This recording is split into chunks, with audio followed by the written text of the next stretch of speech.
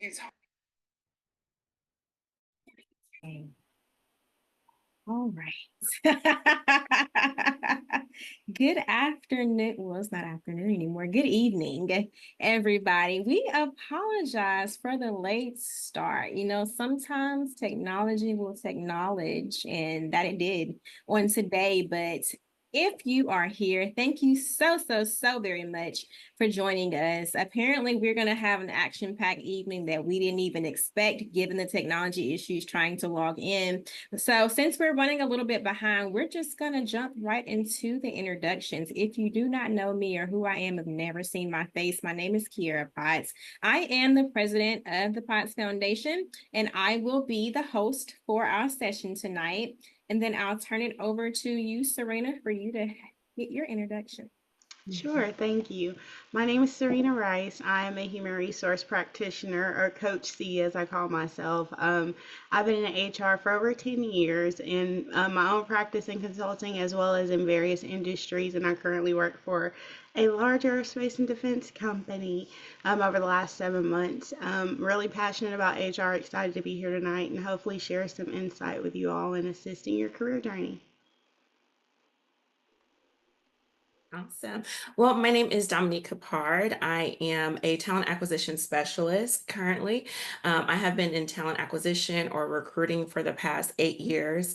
Been working in corporate America for about the past 15 years or so, but finally found my calling in talent acquisition back in 2016. So I currently work for Avadian Credit Union, so technically a finance recruiter, but I have worked in the tech industry and also in telecommunications for Verizon Wireless, where I started recruiting. I also serve as the vice president of the Potts Foundation. So, super excited to have the opportunity to sit on this panel and answer questions, give some guidance in regards to recruiting, interviewing, resumes, all that good stuff. Good. Well, I am so, so, so happy to have you both. Serena, it's been a long time coming. I know we talked about this a while ago. And so happy to finally have you here. And, Dominique, always glad to have your expertise.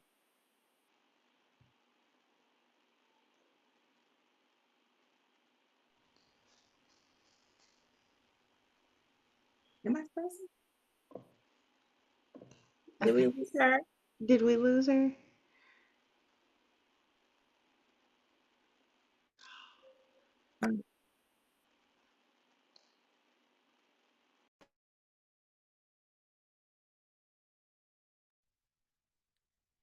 I have lost Potts altogether. Do you have her? No, I've lost it too. I was hoping it wasn't me.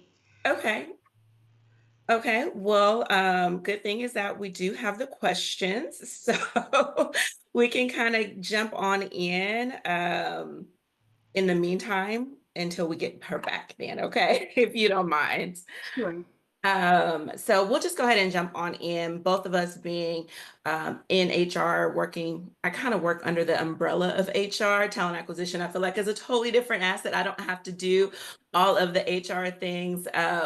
But in regards to resumes, in regards to your opinion of resumes, what is the purpose of a resume from your aspect? So, and I'm an analogy stricken person. I'm a teacher at heart. So if I give analogies, just go with it. Hopefully it makes Sure. sense. To try to make it more practical, because I think a lot of times when we speak professionally, it can go over your head, or we think it means one thing and the interpretation is not as well relayed as we would hope. So essentially, I like to call it a marketing tool, like a snapshot of just kind of like your professional history, your accomplishments, and those things. But to put it in layman's terms and how we are now to translate to the modern day workforce, it's basically like your personal highlight reel for your career, like a snapshot of everything you've done. So I like to say, imagine as if you're giving a movie trailer, but in word form. And you get to be the hero of the story. You want to captivate the people to want to read it, but also in turn get to know you. So I would say that's the essential purpose of the resume. It's not the end all be all of your story. It's the highlight to get you in the door. Mhm. I would agree with you 100%. I would say that keeping in mind that a recruiter, and I hate to say this when I'm talking to people, but it's the honest to God truth, though, too. A recruiter takes about 6 to 10 seconds at first glance looking at your resume. So, therefore, your resume needs to pop out. Your resume needs to have those keywords that you saw on the job description online or whomever you spoke with about it. You really need to ensure that those things are the first thing that we see on that first page. And then also, I like to tell people that your resume is your resume, correct? But also take the time in the application online and also move your information from your resume over to that application because sometimes a recruiter would just like look at the application itself and not even move on to the resume if they don't see what they want on the application. So, high level, this is your opportunity to shine when it comes to your resume and highlighting your professional career, as you were stating. So I think we have Pops back. We did just jump in and hit that first question, but you are more than welcome to take over. Technology, and it kicked me right on out of nowhere. Yes.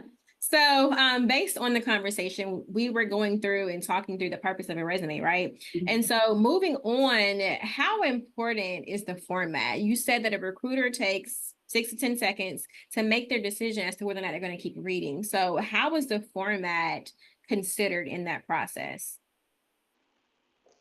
For me, I like and this is going to also vary depending on your level that where you're at in your career too.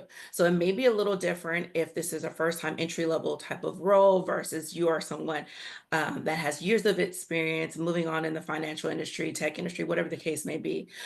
So for me in my industry and the roles that I support, I do expect for there to be a cohesive look, for there to be a clean look, not too much going on there. Because again, this is an opportunity for you to highlight the highlights of your career is essentially what's going to go on here. I am a fan of bullet points, not paragraphs. It can become overwhelming sometimes, but a very clean. And it's funny, I was kind of prepping for this and I was reading through there. Like the first thing that we notice, of course, your name there, but also I have wrote it down. What is it? There's a certain number based off of incorrect, or not incorrect, improper email addresses or non-professional email addresses that immediately will get eliminated from, anybody even proceeding through looking at your resume. So definitely want to keep that in mind. So a clean look, nothing that's too overwhelming. Pictures sometimes can be a deterrent as well too. Actually, they say 88% of resumes can get rejected based off of a photo being on there. You will find sometimes, like in social media roles, like I had a marketing social media content type of role before. That's a creative person usually. And so they usually put their resumes are very decked out, a photo, all of that. So I think it also depends on what type of industry you're in as well, too.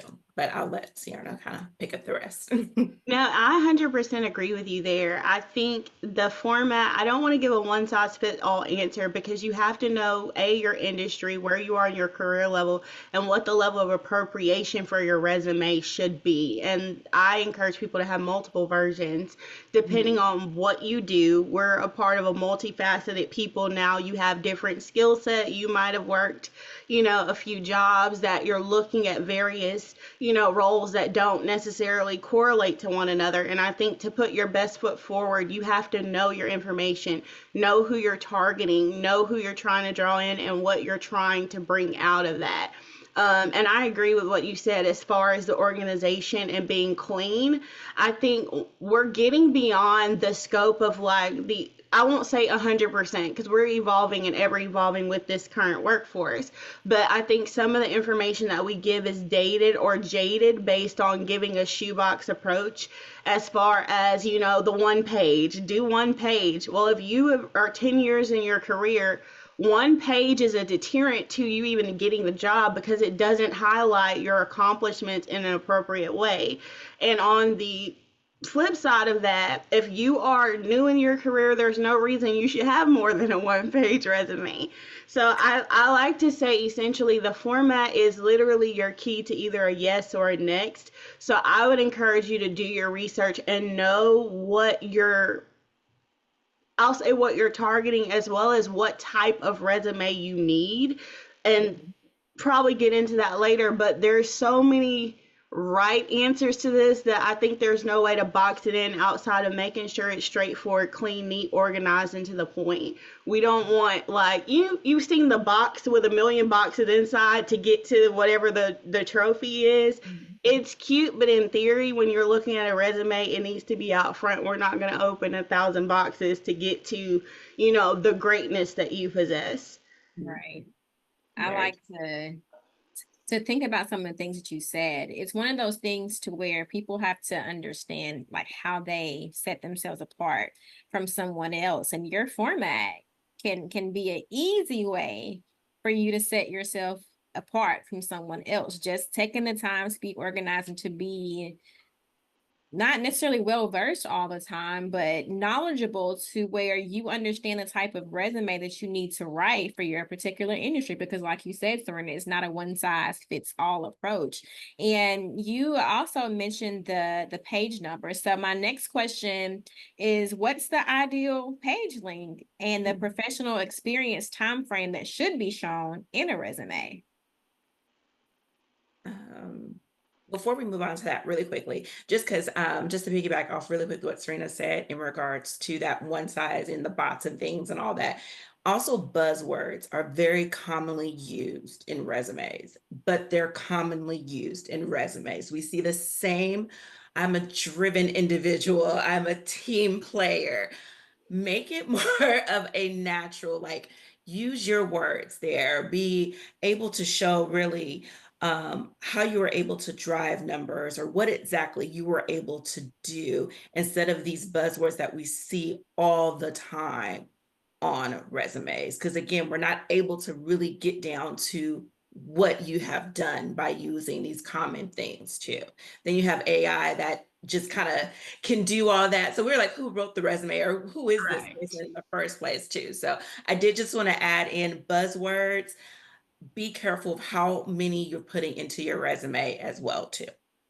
But Yeah. moving on to get to the length of the resume, um, I'm not one that's just like, like Serena was saying, like it really depends on the level of your career, the type of job that you're going for.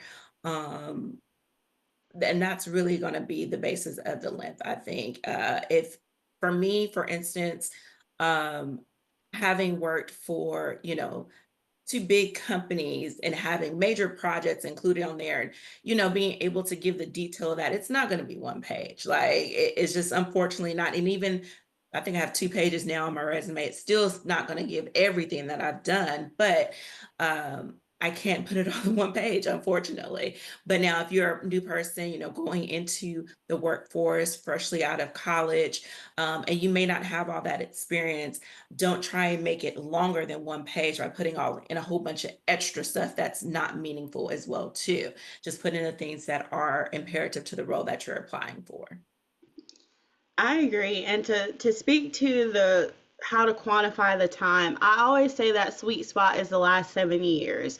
I think you hear somewhere between 5 to 10 or what have you. 7 years, I think, especially I'll say with the meat of your resume. If you have other applicable experience that is, beyond that, there's a couple of, it's kind of like a double-edged sword. If you're too senior and you're applying for a role, you can get into age discrimination because you have 20 plus years of experience. But do you really want to say, oh, I have 20 plus years of experience unless you're applying for a senior level role, meaning a senior manager, director, or a C suite role? That's when that history is going to be pivotal to have those longer resumes, or if you're in a technical industry, they do need to know and see what contracts did you work, what type of work that's, especially at an unclassified level, what did you do? Because a lot of times the recruiters really don't know the work because we're not allowed to up into a certain scope unless you're like some of us that have to have a clearance. So I think it depends on what you're applying to, but generally, if I can give a generalized answer, the last 7 years. And if you have more than that, utilize additional work experiences or quantify it by what's relevant, and then break out the other spaces just as an honorable mention without going into the details of what you did. Mhm. Yeah, there are two sides of the spectrum. Those who know what they did and know what they did well, and those who have a hard time explaining their job and explaining how they are an asset to an employer. And so, no matter where a person falls on that spectrum, what are your opinions on them hiring a resume writer to help them navigate that space? I will say, as one who has, I write resumes, and people pay good money for that. This is, I have heartburn about it, and this is why. And what I'm gonna say is probably gonna contradict our industry just a little bit, but it's beyond what you do to get the job. You have to know what to do and how to conduct yourself while you're there. So if you're going to make the investment in a resume writer that's going to make you look like a rock star on paper, I am all for that. I am all for diversity. I am all for bringing more people to the table. I'm all for entry level to senior level talent. What happens though, in some cases, you are a rock star on paper and someone helped you to articulate yourself and your skill set very well. And then when you get into the door to the space that you were graced to be, whether that's an interview, you tank the interview and you don't know how to communicate it well in person, or you get the job because you invested in an interview coach that helps you get through that level, and you get on the job and your resume and what you're able to do are the polar opposite of one another. So it costs you that experience. My perception is, if you're going to make the investment, because let's be honest, our careers are a pivotal piece of our life. Most of us look at jobs, family, longevity and things like that, and that drives our money. And a lot, this generation, we care about our coins. Can I be real? So let's not lose it by not really investing. It may cost money to really get the coaching, get the credentials, and all the things that you need. But if you're going to start at step A, don't just go through B and C and not really check all the way to Z with it to set yourself up for success. So I do encourage it, just to reel back what I said. I encourage it if you're really looking to forward yourself in your career, but make sure that it's not a deterrent to your career by way of those other areas that I see all the time. I would agree. I don't even have anything. Everything she said is right. It's perfect. Yep. Yeah, I had someone tell me one day, I was going through her resume. He was like, "Hey, well, what'd you do about this? And how'd you do this? And how'd you do that?" She was like, she was struggling to answer my question, right? And after probably about 15 minutes, she finally said, "Hey, I didn't write this. Somebody wrote this for me, and I didn't do any of that." And I was Wow. like, "Ah, well, Yeah. that changes like a whole lot, because what happens when a person gets into an interview and that is their stance? Like, you have sold yourself on paper so much that you can't speak to it when you're sitting in front of a person. And it is so easy to read through when a person does not know how to do their job. And so this deviates from my little question list a little bit, but how do you get ahead of that? Like, how can a person be able to better dictate what they do well? What would be your advice on that? I'll I let the know. floor to Dominique first, so she wants to go and I'll follow. Okay, Yeah. so say it to me again. Say the question to me one more time. So you have, we have some people who may not know how to properly communicate how Gotcha. they do what they do, what they do, what they do. What would be your advice to help them navigate that space? Like, what are some things that they can do on a daily basis, on a weekly basis, monthly basis to help keep track of the information that really needs to be quantified in order for you to go elevate in Yeah. your career? Got you. Really good question. And I can tell you this from personal experience. So when I started my career, I guess I would say I looked at it as a job at the time. And then when I figured out, okay, this is actually going to be my career path, that I need to take this a little bit more seriously and really realizing the things that I were doing on a day-to-day basis, the actions that I was taking, the conversations that I was having, the development that I was going through, like how at the end of the year, when you have your year-end PA review, how am I supposed to remember all that? So actually what I started to do, and I still have a notebook now, I actually have a notebook of projects that I was assigned to, difficult conversations that I had because these are great interview responses as well too, trainings that I took, anything around communication. So I basically had this fluid notebook that continued to grow with me as I grew in my career. So when it came time for me to apply for a role, oh, I didn't have to think back to everything that I've done, what were roles, my responsibilities in this role. I had a document that I could just refer to and I could easily transfer that onto my resume. And then when I went into the interviews, I would prep by looking at those examples and then I know we're going to get into interviewing later, but that also helped me with my interviewing as well too, to prepare with my behavioral based interview questions because I had those examples that I literally wrote down and I don't have to work so hard trying to remember exactly what I did. But key bullet points will trigger those things that make me think about, okay, this is what was going on in that situation, and this is how that situation ultimately resolved for me. So the personal notebook, I still have it to this day. Instead of doing now with this job, instead of doing the notebook, I actually just have a file. But I said I actually want to move back to a notebook because I realized the last job that role I was in, it was all on that computer. So let me put it on to something else, and my MacBook had died on me, so I can't pull info from that. So I was like, let me go back to writing things down. But yeah, something tangible, something that I could refer to, and it helps me out anytime that I'm applying for any type of roles. I love that. I 100% agree. Like, we keep receipts on everything else. Keep a receipt on yourself and what you did well, what you were accomplishing, what was, goals that you met, and try to quantify it so that if somebody says, well, what did you do? Or you have to put it on your resume, what was the outcome and what achievements when you get those kudos that you like, y'all just give me these little dollars and this little certificate so I don't quit this job. Keep that certificate and note it and write it down, because that is an accomplishment that speaks to you making leverage and impact in an organization. And I think in tandem with what Dominique shared, that is just such practical tools and tips to keep track on yourself so you can brag on yourself in a career sense as well. hmm I definitely, when I was within one company, because I was with one company for 13 years. So every role that I was going to, I built actually a professional portfolio. So legit had my resume in there, different certificates that I had received, things of accomplishment, and I built it, took it to Kinko's, had them bind it and all that. So that's what I would actually take to my interviews. And it does kind of put you ahead of the game to having something like that prepared, but it's a great way to say, hey, this is a book of my work. This is the type of candidate that you're getting in front of you, one that can not only come prepared with something like this, but these are my accomplishments in the past roles that I've been in.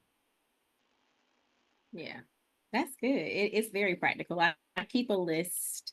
I'm gonna have to write it down because you made a really valid point on what happens when the computer just My kind MacBook of won't even turn on anymore. Right.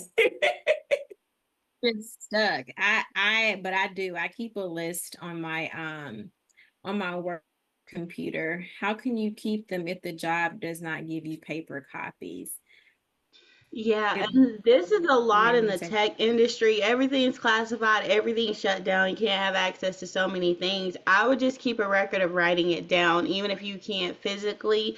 And I would say if you can email it to yourself, but there's even policies in certain places you're not supposed to transfer things outside of your company email is still considered proprietary. So I would just make the record of the kudo or whatever it was, and that way you can speak to it and in your resume and in an interview, even if you don't have a tangible copy of it. Mhm. I think too that to go back to something you said, Dominique, there is a difference in having a job and having a career. Oh. Those people who are career oriented keep track of what Mhm. they're doing on a day-to-day basis. Those who go to work to get their check do not. And Mhm. so if you're not able to separate yourself from those two categories of people, you're going to have a hard time trying to quantify your information Mhm. in a resume. I can easily say to you, hey, what would you put on a performance evaluation? We all have them to some Mhm. extent. We all have some type of metric that we are graded by to get a bonus, to get an increase, to get a promotion, whatever the case may be. And so if you have to think about it in that stance of, hey, would I put this on my performance evaluation? Can I put this on my performance evaluation based on, like you said, serena classified and classified? That can be a good way to keep track of everything too, because at the end of the day, I'm not going to say the day got to end, I was like, but you have to. it instantly popped in my head. I couldn't resist. But at the end of the day, like you have to be able to speak to who you are as an employee, as an employee. And so with that, we kind of transition to the next question, and that is, should my resume be performance based, task oriented, or both? It should be. Everybody may not know the difference, so we may have to hit on that too. So this, it should be quantifiable data. And I Yes. think you're just throwing this a really, again, you can't put it in a box, but you should be able to quantify. And when we say quantify, quantity and quality make the difference in your resume. When we say quality, that means what you're sharing, your achievements, how you made impact. Those things are great. And then also quantity is putting things in a numerical format that help to show some level of value add. So if you increase productivity by 40%, write that in your resume. How do I quantify that? If you had 10 projects and there was management having trouble, they didn't know who else to ask to do the assignment, and you were able to successfully to complete those projects, that's how you quantify the data, by how much you did. And that's where you get those percentages from. I know a lot of us are not in financial driven fields, and that was what my clients would say a lot. Well, I don't work in finance. I don't have a STEM degree. I don't work in a field that makes me quantify my data. And I'm like, it's really simple math, and the math don't even got a math for real. It just needs to make sense to where Yeah, you can share it in a numerical way that shows the value. right. That that part. That part. Yep, everything that she said again.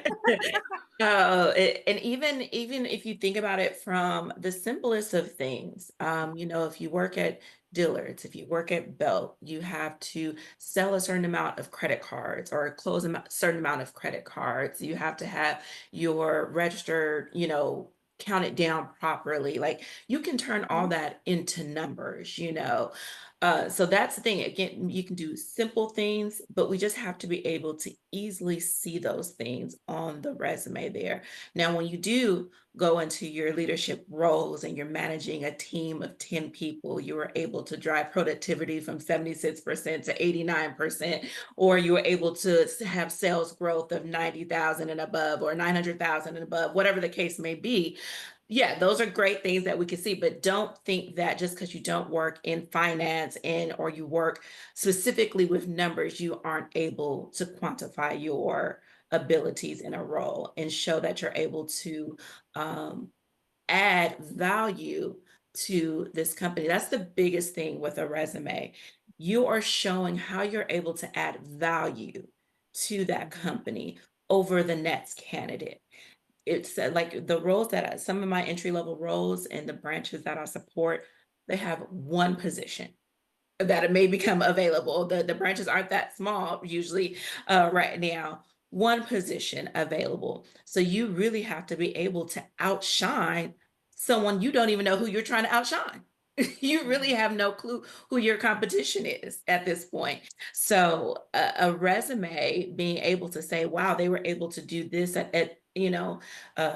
this location. What can they do here for us? And I want to piggyback really quickly off what Dominique said there. She's so right across industry. Like right now, we're in a period of what's called the great stay. I'm gonna talk some real smart HR stuff, but I'm gonna break it down. That's gonna make sense. The great stay is the polar opposite of what we saw with the great resignation during the pandemic, where everybody had volatility. I can go out here and obtain a job tomorrow. Everything's remote, everything's hybrid. There's so much going on. The great stay, I think we look at the economy and we're like, oh, inflation. Oh, we think the housing market and all these things that we see have slowed down, and we never correlate that to the job market. So, what the great stay is, you have highly qualified people that I'm not taking a risk on the opportunity because there's so much uncertainty right now. We just changed, or in the process of getting our new former president back into office, which means we're changing. A lot of things are going to change under the administration. And so there's so much uncertainty that was already present. We really haven't recovered economically from some things after the COVID boom and some of the things that happened. So with what she's stating there with these onesie twosie positions coming up, and I know y'all have seen because of Warren, the Warren Act is where companies, if you have more than 50 people being laid off, they are required to report federally that a layoff is happening in their company. So I think we see these large companies that are laying off 10% of their workforce or 20% of their workforce, but it's happening at a lower level too that people don't see because it's not required to be reported. So that said, we are in a very critical time where the job market is tight all the way around. So you have to be that much more excellent than the people that are taking the risk or the people that are losing their jobs that were qualified, but they just couldn't retain the job because of the funding cuts, or there just wasn't enough space for the headcount. So Mhm. I say all that to say now's the time to try to really sharpen yourself and be aware. Like if you're going after something, go full guns blazing because the market is tight and you just have to be that much better. And that's not a scare tactic or anything. I hope it helps you to say, okay, how do I elevate myself to be better than everyone, because it's not industry specific, it's happening everywhere. Mhm. Big companies, small companies, you have the Boeings of the It's all out. world It that is. are Yep. there. Boeing is like Yeah. Yeah. That's a good call people And out. want to it's work not for Boeing. projected to change anytime soon. We got to get through it. So, now's not a great time to try to. And I say this because we have so many people that I see that are depressed. Like, I'm applying for jobs. I can't find a job. My coins are, here. I can't get into, doing side hustles. Like, I want to encourage you. It's not you. I've been saying that over and over and over again. It's just the time that we're in. So, if it takes the pressure off to give you the courage to find some joy to better yourself, I wanted to say that in this forum because it's not you. It's just the state of where we are. And I hope it encourages you to think through, okay, if I know this, what can I do that's in my band of control to try to help, but not to take it on as a personal burden as well, to feel like you're just not a great candidate. That's not the case. It just requires a little bit more effort right now for everyone. Mhm.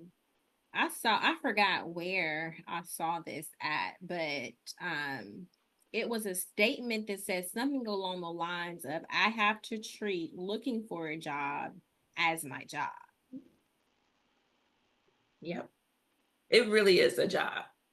Like, Right. it really is a job. As much as I'm on LinkedIn, because that's part of my job, but the stories, it was one point I couldn't even get on LinkedIn. Like, there were so many layoffs going on From the tech industry. I from the remember tech. that. Like first Exactly. slide, like ready to work. And I said, dang. Exactly. I was a part of that layoff Yeah. in the tech industry. And so, yeah, I could not get on there. It was just really depressing. And every now and then, a couple of stories that will pop up. I've been out of work for 24 months. I've been out of work 12, 15, 18 months. It's really, really depressing. But again, it's not industry specific. It is just an interesting time in the workforce. I don't know really. It's something weird that happened pandemic. Pre-pandemic workforce, like Rex used to be full of people applying. It was so different. Post-pandemic is has not recovered in recruiting world. Not at all. Not at Not at all. all. Not And at not to mention, this is the first time in the U.S. history that we have 5 generations in the workforce. So that all. also creates a level of compression, and you got so many transitions happening. There's so much that we're facing right now post pandemic that probably will never go back to how it was. It's just all a part of the new norm and us trying to get back to some sense of normalcy, whatever that will be. Mhm. Very true. And that Right recruiting for now. 5 different generations stuff. If you are just now joining us, hit that share button. We're so happy to have you here. We had a few technical difficulties and we got off to a late start, but we're here now and we want you to share this live with your people because somebody needs to hear what we have. And so we have a question in the chat that says, I always get pointed out of jobs as a single mother. What would the panel suggest as far as trying to convince a potential employee that I'm worth hiring? My question back to you before they answer you is, how does you being a single mother come into the conversation so early? I was gonna say that was like a major red flag. Um, that as a recruiter grinds my gear, like kind of works me up. That should never, ever be the reason. And if you are aware that is the reason that you are not getting selected for a job, that is a major issue, not on you, on the employers. That should never be a reason that a candidate is not selected for a role. And even for myself, I've had to sometimes coach my hiring managers around questions not to ask. As humans, of course, we want to have small talk before we start an interview, or we want to be really friendly during an interview. That can get you in trouble, though, sometimes from the hiring manager recruiter standpoint, right? It's sometimes better to stay on track and keep to business because there's such things as unconscious biases. There are such things as asking questions like this, just because we're having conversation. Oh yeah, my son, daughter is at school. Oh, where do they go to school at? Oh, I have 2 kids, this, that, and the other. Now you put that thought in the back of their mind. So no matter how you answer your questions and your responses, they have in the thought of their back of their mind, can they handle the pressure of this job and the responsibilities of this job? And again, it's not necessarily anyone's fault, besides the hiring manager and the recruiters, because they should not be asking those type of questions at all. Because again, the reason why you are accepted for a role or rejected for a role should be based on your interview questions and responses. And I would say part of that, I'm curious on the front of what Kira asked as well, because I think part of it is a level of divulging, and the question is, where is that being divulged? Is that being divulged early on as an act of transparency and it being very noble? To Dominique's point, we do still have discrimination and bias, and not to point it out because I know it's a hard topic and a lot of people are still going through the woes of it, but we just had our whole country flip because we had a woman up for a seat. So part of it is an act of discrimination, and from a human resource seat, it's not something that should be a disqualifier. And I think I saw you ask about retaining your job. My question is, it shouldn't unless it's affecting your performance. And by way of performance, I think a lot of times we look at just kind of what we're doing or what we're producing, but depending on the seat you're sitting in, it could be a reliability thing. It could be, needing you to be able to stay, or there's late projects or certain things that there's more bandwidth or capacity needed. And there's an automatic assumption that as a single mother, you don't have a support structure that allows you to thrive in your career. And As a boss babe myself with two kids, I disagree with that dynamic all the way together. I don't think it should be a topic of conversation early on, but I think if it starts to impact your job or you need flexibility, let's say I know a lot of moms are like, hey, my kids aren't in after school. I don't pick them up at 5:30 or 6 o'clock. I have to leave at 3 o'clock to get my kids every day. Is there an option for you to make that breakaway and finish your day remotely? Or what does that look like as far as a workaround? Because there's always a way if there's a will. I think it's a part of if that is being divulged. It's kind of like the narrative that, we always have to be better, we don't have as much opportunity. Knowing that as a single mother, you're being in a way biased in this way, how do you combat it within your control to say, if it comes up, yes, but I can do X, Y, and Z independent of the fact that I do have to be the primary provider and parent for my child. Advocate for yourself that this isn't a proclivity and it doesn't negatively impact my ability to do my job and to do it well. If you are divulging it as an act of transparency, I would circle into that same conversation. And I'm saying once you're hired, once you're in the role, if you need flexibility, then that is when I would have the conversation. But I would not bring it up until you have secured and accepted that offer letter and it is impacting and influencing your ability to work in that job, because every manager is different.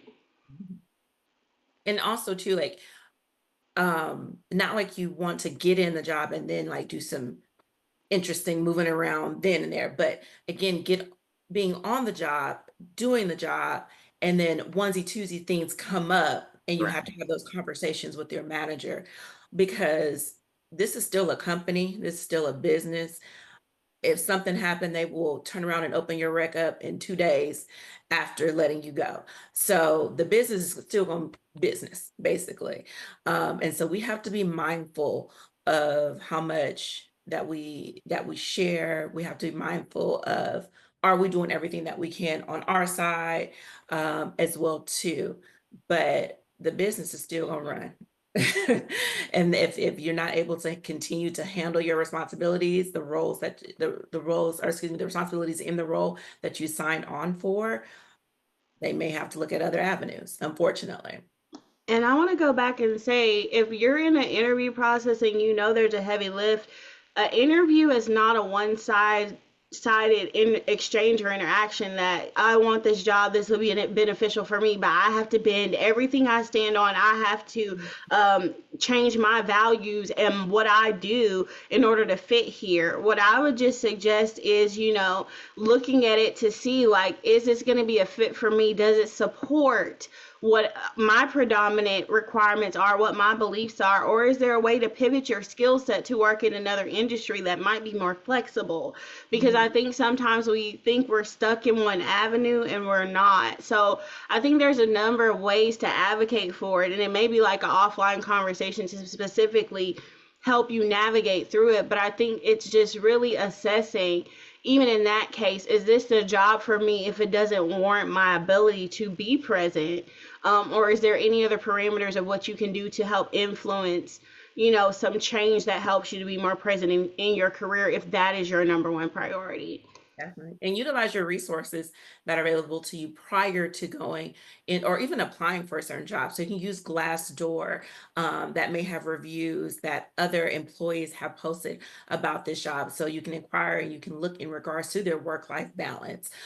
Hear some of the testimonies or read some of the testimonies of other employees to see if this is a company that is super strict, they're 9 to 5, you're not leaving, or is this a company like, hey, I was in a difficult situation. My manager understood. You can kind of see some of those examples. So utilize those resources available to you as well too before even applying to certain roles or certain jobs.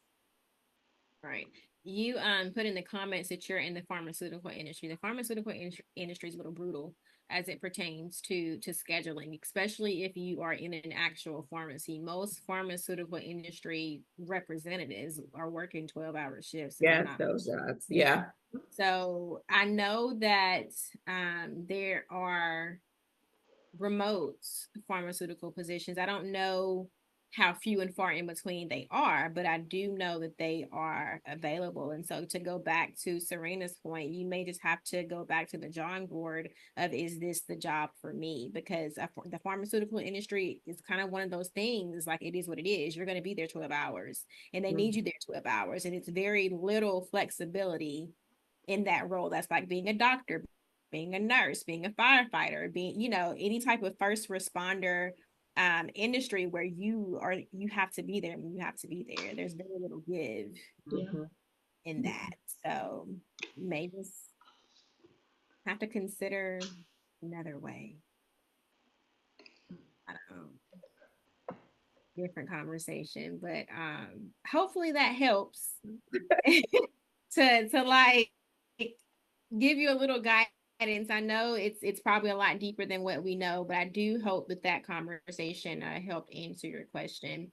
To go, Serena, you said something about an interview should not be one-sided, and so we're going to transition a little bit into the interview side of things. And so we're gonna kind of skip around. And so with that, I know that sometimes we have a hard time, like with interviews, whether you get super nervous or whatever the case may be, and it doesn't dawn on us to ask questions. Like you said, an interview is a two-way street. You're interviewing to see if you're a good fit for the company, but you're also interviewing to see if the company is a good fit for you.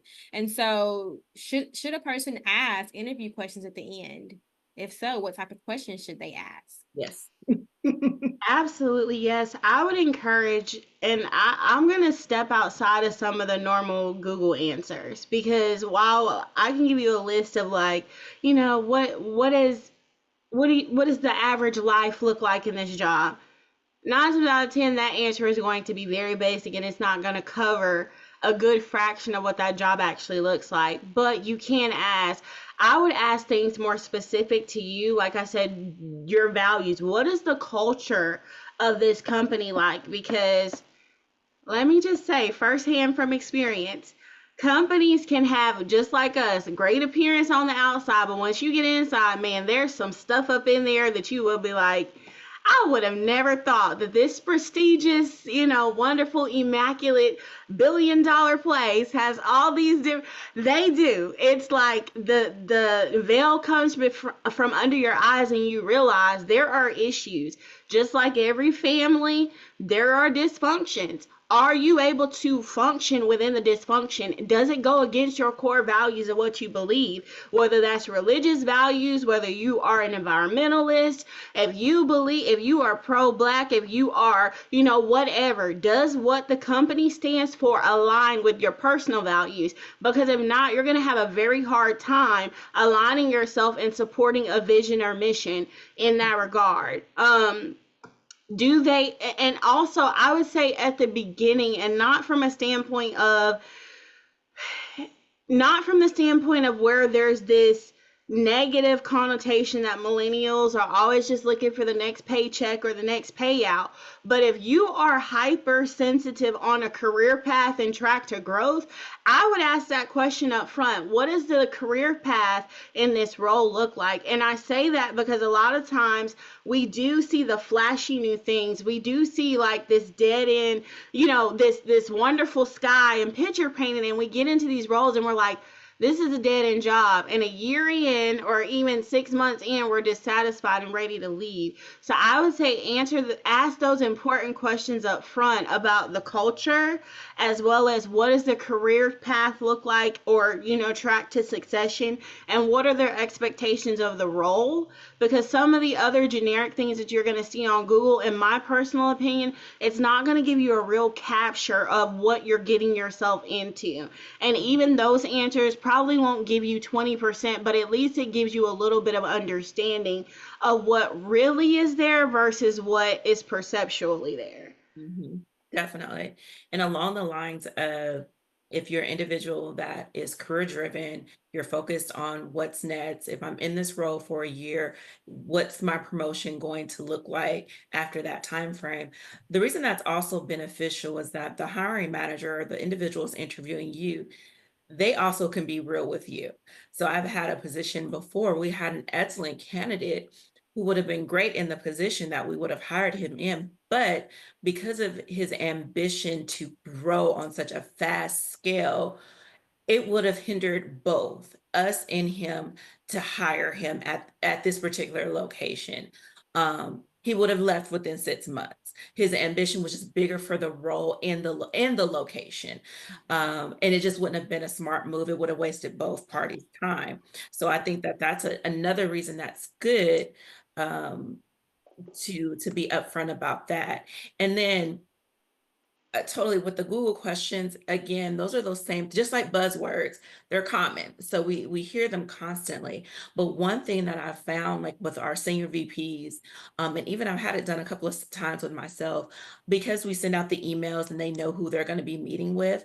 If they go onto LinkedIn and they find out a little bit about the person interviewing them, hey, tell me about one of my VPs. She used to work, I think, PNC or something like that.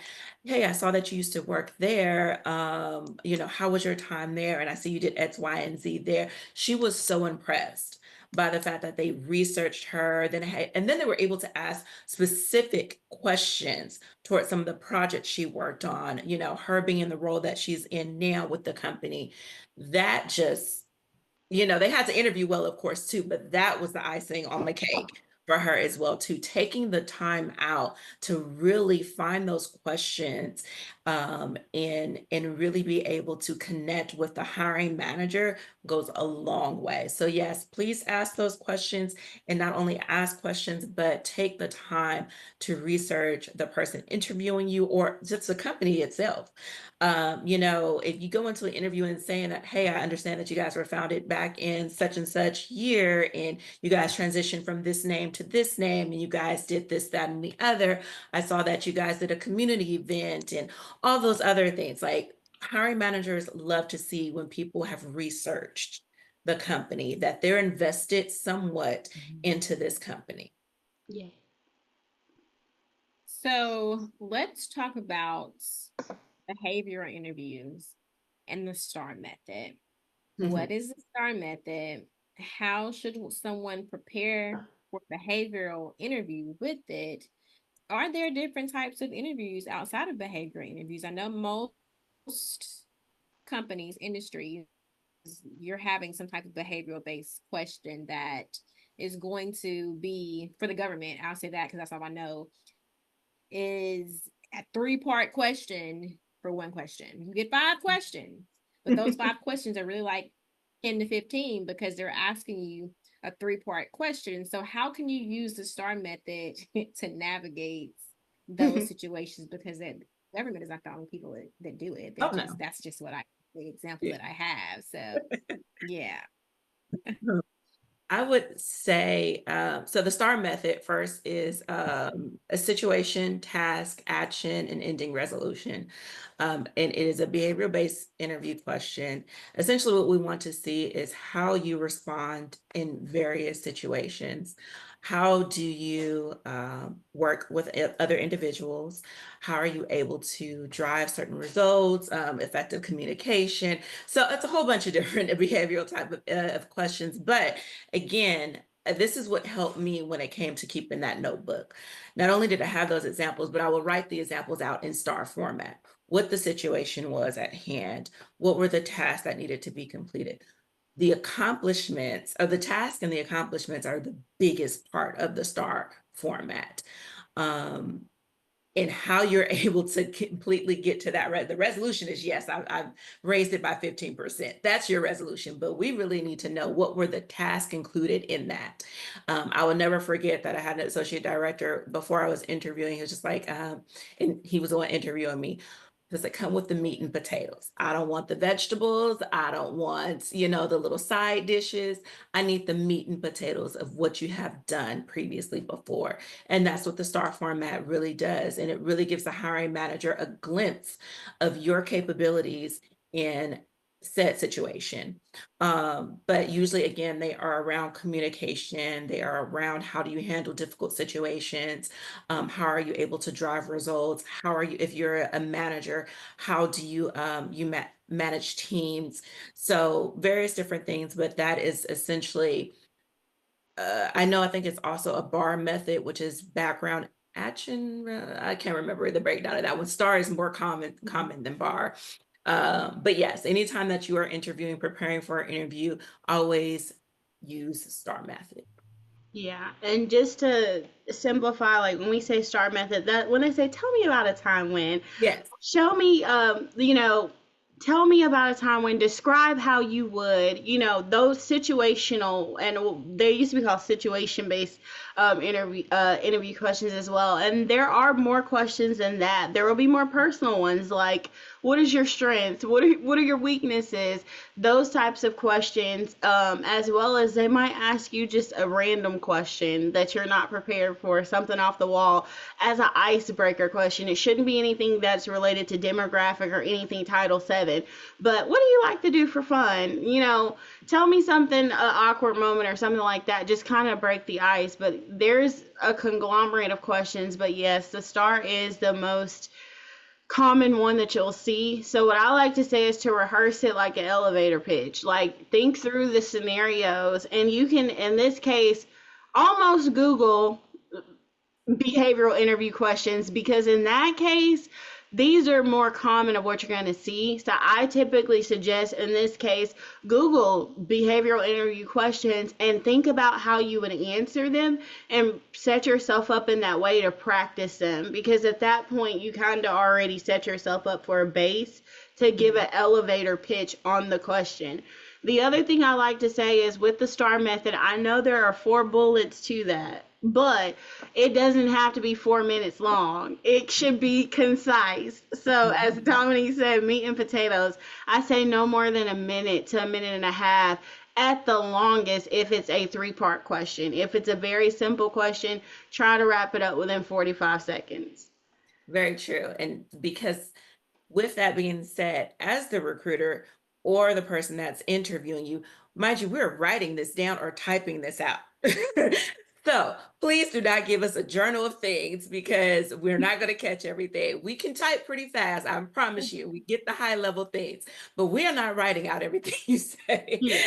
So please keep that in mind for sure. But what you were saying about Google and Googling star method questions, that's a really good. I know we haven't said Google was a good tool, but this is a good tool because these are standard questions that don't get people in trouble. So therefore, these are questions that are generally used across the board because they are safe questions. This is the time we would say, follow what Google possibly may say for you. And to, again, also use your resources, Glassdoor again. They rate usually the company's interview level, like if it's a challenging or an easy interview. Sometimes you will find questions in there as well too. You will also find people that said, oh, okay, how many rounds were the interview? I had a pre-screen, I had 2, rounds with the hiring managers, a panel interview. So you can also prepare yourself as well too. Uh, Another thing in regards to reusing your responses. So if you have a pre-screen, and then if you have the hiring manager, and then if you have a panel, 9 times out of 10, we collaborate on that. So if you are going to use the same responses, continue to don't change the story up. Try and be honest and truthful. By the time you get to the panel or by the time you get to the third one, you could have recalled something else that could have happened. But again, make sure that it's pretty consistent though across the board, because 9 times out of 10 we are going to come together and discuss those responses. Mm. Interviewing, I just It's love to. Something that caught me off guard recently was I was interviewing for a special project for something, and one of the questions wanted to know more about like my community service, but the wording of the question gave like blanket community service when in actuality what they meant was community service as it pertains to your outreach within your organization.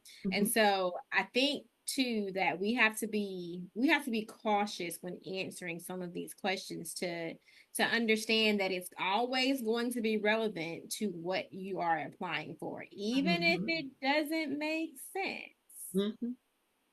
in that moment. It's Mhm. going to be relevant to whatever it is you're applying for, because you don't think about community service and be like, "Ooh, work like relationship building," but Mhm. relationship building matters, and that is a way of building community. And so, Yeah.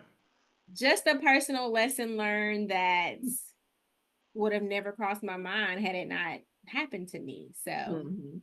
neither here nor there, but something to think about. So, we're going to talk really quickly before we move on about etiquette for phone and virtual interviews. We've gotten into the climate, the face that y'all made. We've gotten into the climate now where like etiquette for certain things just doesn't exist, right? And so we may be sitting here talking and it's just everything in the background, whether it's stuff, whether it's noise, whether you're in the car and you're having an interview, whatever the case may be. I almost knocked my computer over. But let's talk about etiquette for phone and virtual interviews. I say treat it like you're in person. You Yeah. are not going to go, if you're in person, you're going to be polished, you're going to be poised, you're going to ensure that you look good. You might not have to ensure your pants aren't wrinkled if you're sitting here for the waist up, but from whatever is visible, it should be presentable from, waist up. And I would even say bottoms because things can happen. For example, if Keisha Right. knocked off her computer and she had no bottoms on accidentally, things do happen. People have fallen out of their chairs in interviews. That was it was timely because it was a very practical example, but you never know. So I say preparedness is key. Also, again, I know that now things are laxed again. Certain generations think that things are old and, things should be a certain way. The workforce is evolving. It has not evolved. That means we are in a steady transition. We are not at an end point. This is going to be a long journey. So remember all the old things, and they're especially in interview format. Professionally dressed is never going to go out of style. I'd rather you be overdressed than underdressed. I say look at the industry. If you're in the financial industry, you know that you are in business attire. If you are in aerospace and defense or customer service, you know it might be business casual. Until they deem otherwise, I would stay somewhere in between to ensure that you are in alignment, and they will tell you the dress code once you're in. But I would rather you be business dress. Um, Especially if you're presenting your best self, be business dress, even on the calls and on the phones. Be in a quiet, professional place, not, music in the background, stuff in the background. If you're on virtual, even like now, blur your background out. You might have some beautiful portraits like I do on the wall. That is not for everybody to see my personal space, and you should want to exercise that professionalism. So I say do all the same things you would do as if you were going there to ensure that you are putting your best foot forward. Mhm. I agree. I do all of my pre-screens virtually. And there have been some interesting interviews I have had in my years of doing this. But again, treat an interview as an interview. If you only have to have the top prepared, at least do that. Um, but you're setting how you the thing about it is that you know when that interview is. We have sent an invite out to you. We've communicated in some type of way. So should you have your setup properly and your setting and your space and your background and all of that, your noise, should all that be taken care of? Yes. We understand things happen. Even me, I have a 5-year-old here with me now. Things happen. We understand that. But um, this is your opportunity. This is your first interaction with an employer. So therefore, you want to put forth your best and you want to ensure that no matter if I'm on the phone, if I'm virtual, or if I'm in person, they're seeing the best of me. An interview is your time to shine. I don't know where this came from that we just go into an interview lackadaisical, that we just this job needs me. I don't know where that came from, but that is not the case. And you can see how passionate I am about this because really I don't understand sometimes in regards to the unpreparedness of a virtual interview. It is still an interview. I have hiring managers, if you are still, if you have a tank on, if you are sitting on the couch or whatever, that's the first thing she will notice and the first reason why she will deny somebody. Like some just do not go for it. So do not take yourself out of the running. And let's be honest, if we were sitting here talking to you with a bonnet on, in a robe, all bundled up in a blanket, you would not take us seriously. So why should somebody take you seriously if you show up any kind of Mhm. way? You Mhm. can't, you might walk outside to the grocery store with your bonnet and your pajama pants on. Mhm. Very true. Being judged. Do not be. And it just gives the vibe, for lack of better words, that you really don't care about the Correct. job. Like if you don't care to show up, my first impression of you is you're not serious and you really don't care that much, which lets me know I feel like you're gonna show up subpar, to do the job. I'm not taking that risk because it's money on the line, and it costs me more to hire somebody else than to retain a good employee. So we're just not going to even do any of that. Mhm. Yeah. Yeah. Speaking of like, because we're getting ready to wrap up. Speaking of like not understanding where this job needs me, like that mindset came from. Let's talk about salaries. Somebody told me recently that he had a person who interviewed for an entry level job, and off the rip, she wanted $400,000. And I'm like, girl, is it crack? Because in what world is somebody going to pay you that as an industry level employee? And I had to say it how I felt it because it's crazy. Like, so let's talk about salaries and what is realistic for an entry level, mid career, senior level, and C suite, because there's a difference between all of those things. Whether you know it or not, whether you've done your homework or not, you're not going to graduate with your bachelor's degree making $100,000, depending on your industry. It's very, very, very, very, very, Very very, rare. very, very Unless you're rare. an engineer, I'm gonna absolutely hush. not. Yeah. Yeah, Correct. I was gonna And absolutely say, not. even sometimes the highest you might get is like 80.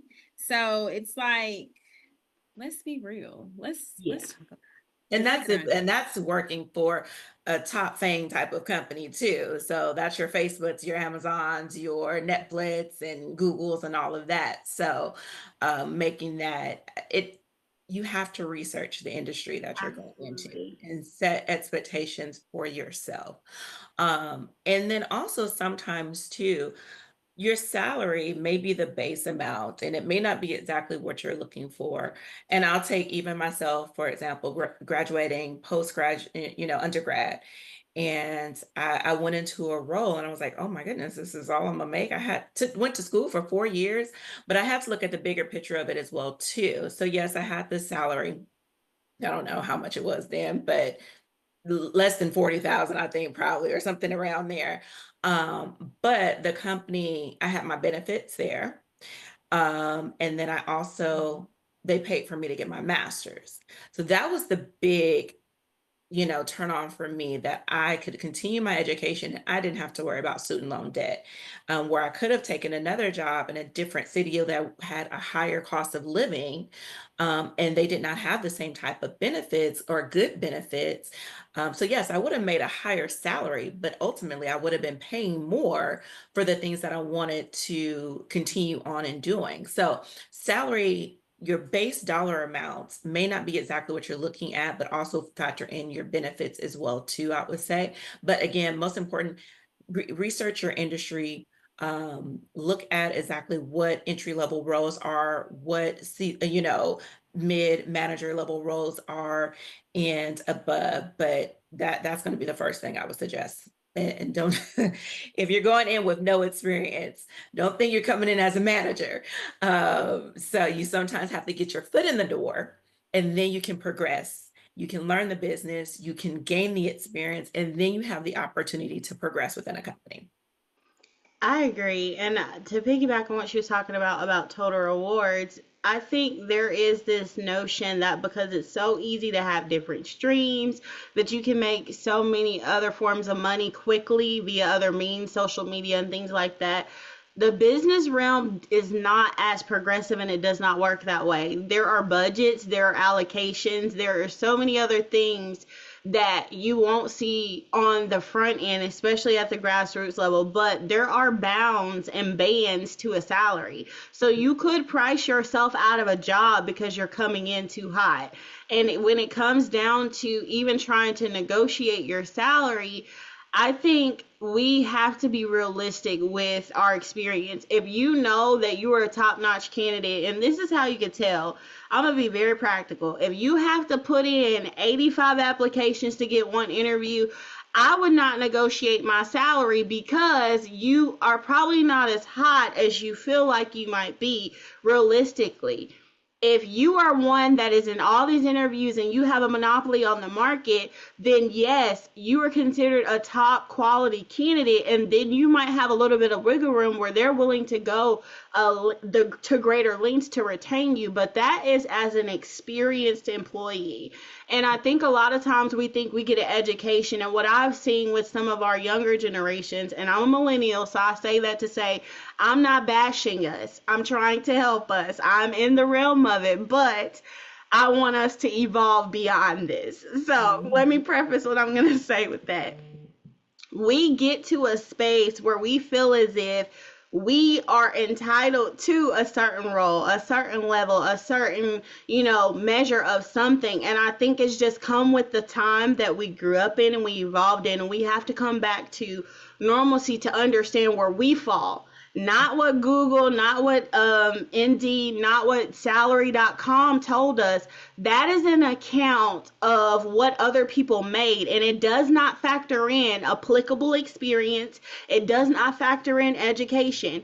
A master's degree with 0 years of experience still quantifies as 0 years of experience, even though you have gotten a master's degree. So I think the reality of it is book knowledge does not always transition and transfer to applicable working knowledge. Those are two different things.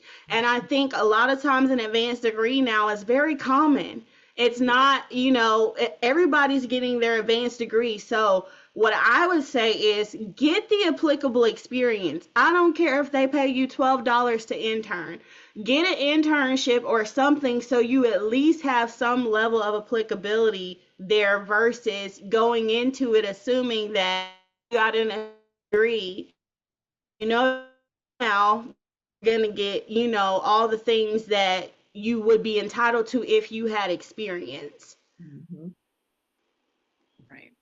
I think in this here generation of social media and the internet, instant gratification is like at an all-time high. And it creates an unrealistic picture of what entering into the regular traditional job market looks like. And making money off TikTok, Instagram, Facebook, whatever, YouTube is not the same as going into a traditional 9 to 5, whatever that looks like. That doesn't mean bank, it doesn't mean doctor, it doesn't, whatever that looks like for you. Yeah. It, I don't even know how else to put it, but all in all, I do hope and pray that this session has been beneficial to those who have watched and listened, no matter where you are, no matter what you're doing. Dominique, shoot. Sorry, one question, or not question, but one thing that I wanted to add in because I wasn't sure if we are going to talk about it. So I made a note to myself. LinkedIn.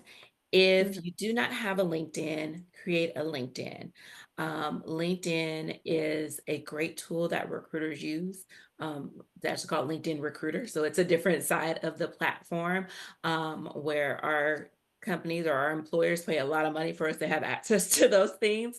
But I was working on a project today in LinkedIn Recruiter where I'm a job that we haven't even posted yet. We fully don't even have a job description yet for it, but we know some of the skills, the area, the pay band that we'll look for individuals for this role. And as I was building out, I was just like, this is crazy that kind of like we recruit before we even have the job available. So with that being said, before I even posted, I have 72 candidates that I'm already looking at that Always. yeah, that I'm already looking at that I will approach before I even put it on there and somebody applies to it organically.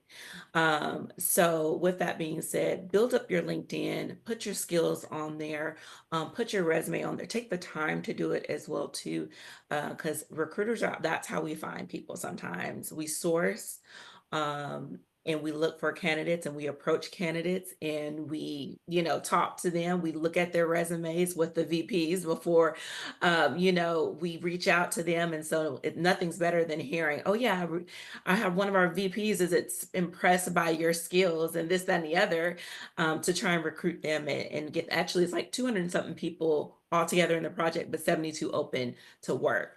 So that I know that that's 72 people I can reach out to. So just a little nugget there. Make sure that your LinkedIn is updated. You take the time to put your skill set in there, as well too. And then also, if you put on there that you're open to hiring, you do have the not open to hiring. That's me. Open to work.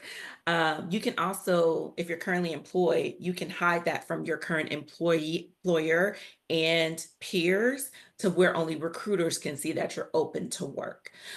So keep that in mind. Sometimes people are scared as well because they're like, I don't want my boss to find out I'm looking for another job. But that is just another side of LinkedIn. So a little tab it there. All right. Sonny, did you have anything? Any feedbacks in my corporate girly voice?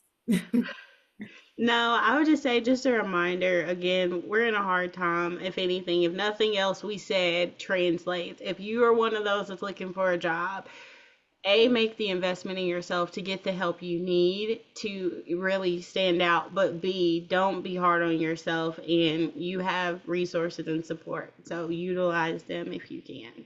Mhm. All right. Well, good job, ladies. It's never too late before I go into that. It's never too late to hit that share button. It doesn't matter if you watch this live or you're There you catching go. the replay. Whenever you watch it, this is going to be available on Facebook. We're live streaming it through Facebook. And so if you come across this on your Facebook and you've taken the time to listen and you heard something that was beneficial to you, hit the share button. Because at the end of the day, we want to make sure that we are educating and elevating those who are within our direct community and within our direct circles. That is why we're here. That is why we are doing this. That is why this is called Educate and Elevate, because the purpose is for us to educate you, to elevate you into your future.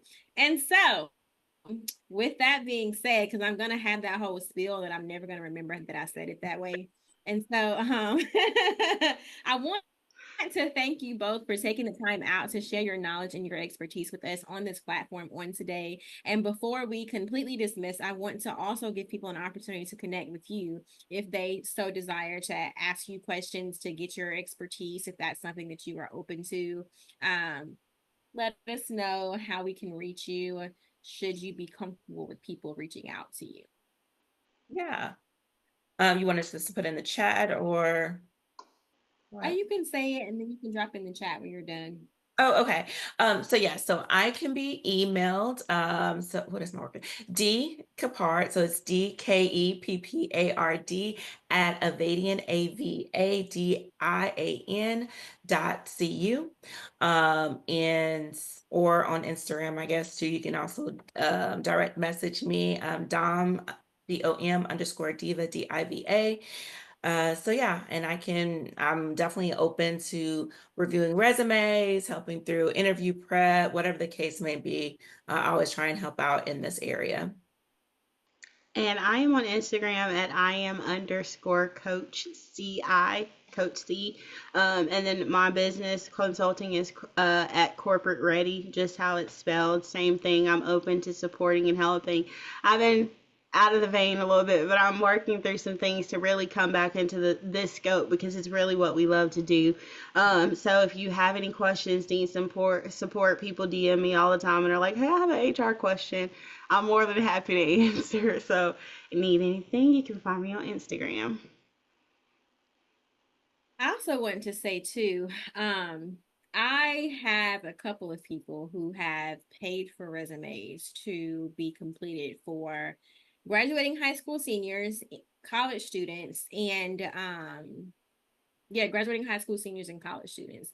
The resumes are already paid for. I have a certain amount of slots that need to be taken to fulfill those payments. And so if you are a college student or a graduating high school senior who found this conversation to be beneficial, even if you're not, if you're like, oh my God, I need help, I'm overwhelmed, email me at info@keyinspires.com and I will send you some more information on how you can take advantage of that.